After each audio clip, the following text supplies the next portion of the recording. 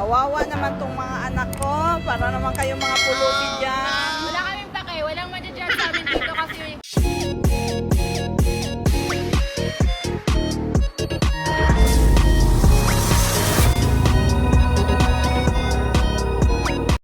So, ayun guys.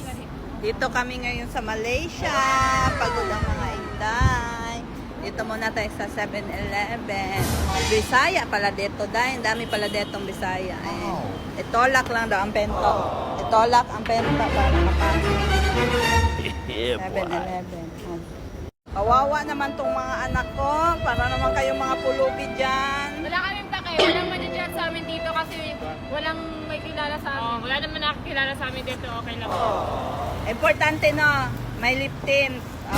Wala silang ganyan dito. Prayers! Fresh na lip tint. Ipakita ang lip tint na. Ayan guys, ito yung ginagamit namin, Prestige Lip Tint.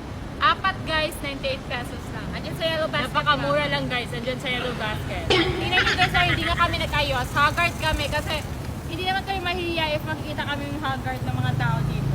Walang Hindi naman lip. nila kami kilala.